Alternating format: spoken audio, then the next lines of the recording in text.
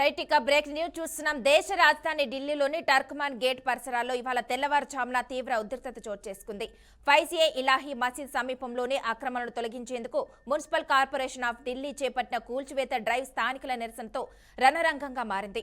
అక్రమాల తొలగింపును అడ్డుకునే క్రమంలో కొందరు దుండగులు బారికేడ్లను దాటి పోలీసులపైకి రాళ్లు రువ్వారు. ఇక పరిస్థితిని అదుపు చేసేందుకు పోలీసులు బాష్మవాయువును ప్రయోగించి ఆందోళనకారులను చెదరగొట్టారు.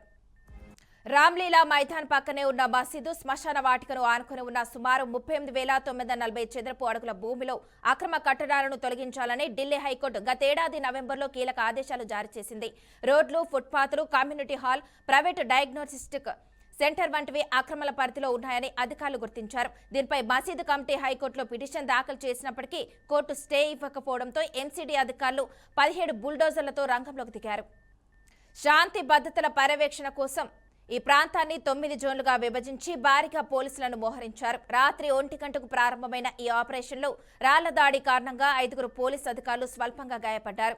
సీసీటీవీ ఫుటేజ్ ఆధారంగా నిందితులను గుర్తించి వారిపై కఠిన చర్యలు తీసుకుంటామని joint police commissioner Madhur Varma తెలిపారు. ఇక మసీద్ కమిటీ మాత్రం ఈ భూమి వక్ఫ్ పరిధిలోకి వస్తుందని తాము లీజ్ చేస్తున్నామని వాదిస్తుంది. కూల్చివేతల నేపథ్యంలో పాత ఢిల్లీ పరిసరాల్లో ట్రాఫిక్ పోలీసులు ఆంక్షలు విధించారు. జేఎల్ఎన్ మార్గ్, అజ్మీరీ గేట్, అలాగే మింట్ రోడ్, ఢిల్లీ గేట్ ప్రాంతాల్లో వాహనదారులు తీవ్ర ఇబ్బందులు ఎదుర్కొంటారు. ఇక కమలా మార్కెట్ నుంచి అసఫ్ అలీ రోడ్డు వైపు వెళ్లే మార్గాలను కూడా తాత్కాలికంగా మూసివేసినట్లు అధికారులు వెల్లడించారు. అత్యవసరమైతే తప్ప ఈ మార్గాల్లో ప్రయాణించవద్దని ట్రాఫిక్ అడ్వైజరీ జారీ చేసినట్లు అధికారులు తెలిపారు.